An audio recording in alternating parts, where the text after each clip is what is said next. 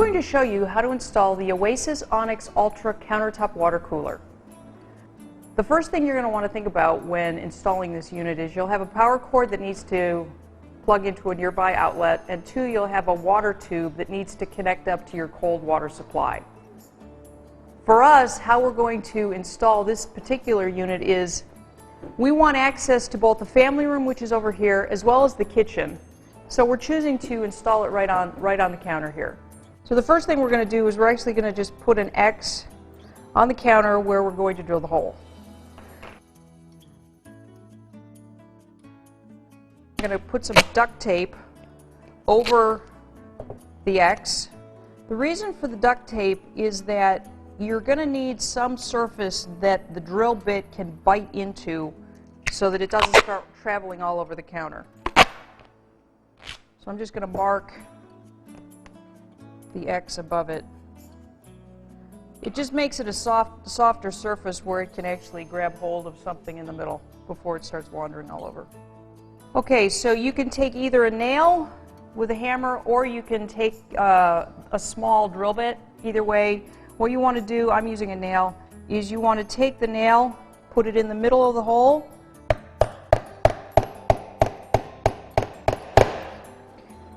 and all you want to do is just put a small starter spot so that as you begin with the drill, your drill bit won't be wandering all over the counter making a mess. That was easy.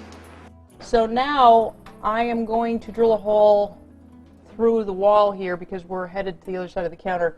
Ordinarily you would want to drill through the side of your cabinet in getting your water line over to connect to the cold water.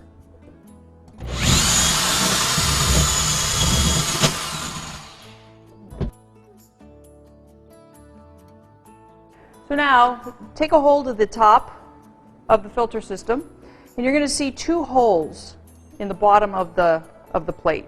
These two holes line up with two holes in the back of the water filter. You're going to take two screws that came in a separate bag, and you're going to screw those in place.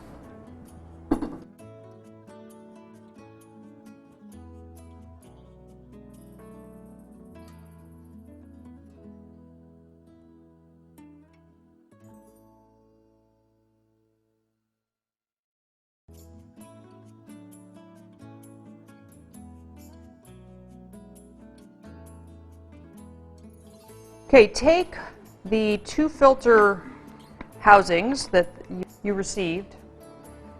The filters typically come disconnected. Go ahead and put the top on where the hole is located in the filter, and then just drop it into the housing and screw it tight.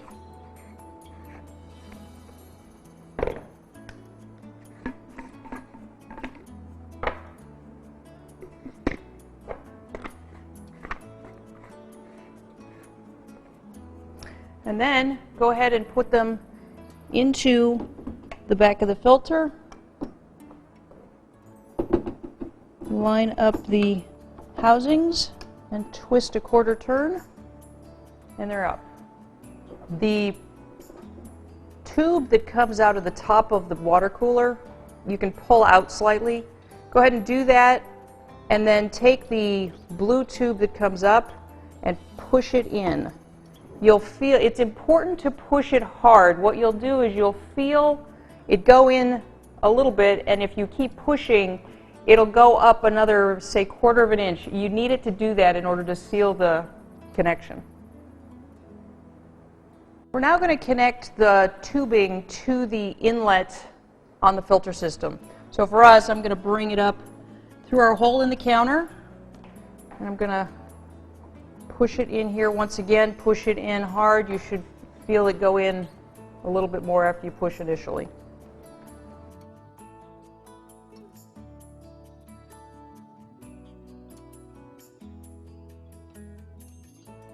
Go ahead and first turn off the cold water under the sink. It's always on the right. Make sure it's fully turned off. I would recommend trying to run the cold water after you do, just to make sure that it's completely shut off. Then go ahead find yourself a small shallow bowl, put it underneath where you're going to be disconnecting the 3/8 piece of your cold water line. There's two parts, there's a 3/8 and a 1/4. We're going to use the 3/8 piece, which is the larger of the two, for this connection. So go ahead and unscrew that.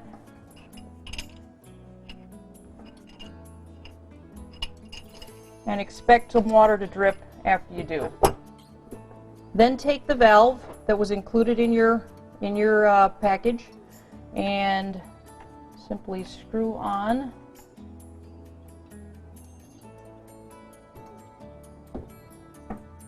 Now this, you may need a pair of pliers to help hold it as you tighten it. Take your pair of pliers, you can just grab hold on top, and it just gives you a little more place to tighten it up. Then take what you just disconnected, go ahead and screw that on, and once again you may need to use your wrench, tighten it up so it's nice and tight. Try to make sure that the side valve is in a place that it's easily accessible. Then go ahead and take the line that you just pulled through your cupboard and simply slip it in once again, push it in, and you'll feel it go in a little bit more. Make sure it's solid, give it a tug. Okay, then go ahead and move your unit back into the place that you want it to be. Push down any cords or tubes that are sticking out too far, and then go ahead and plug it in.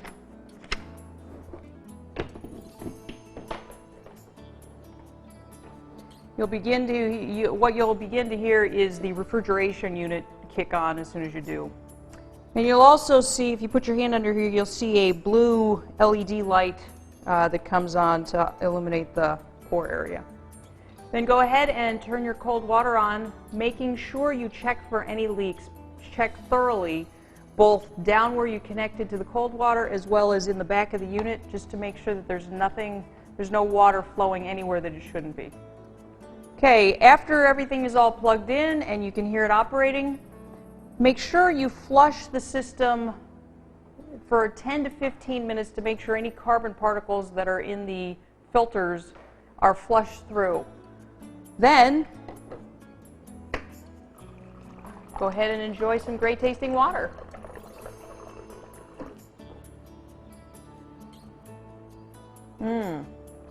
Very good. If you need more help, please feel free to call 1-800-779-1340. One of our water filter experts will be happy to assist you.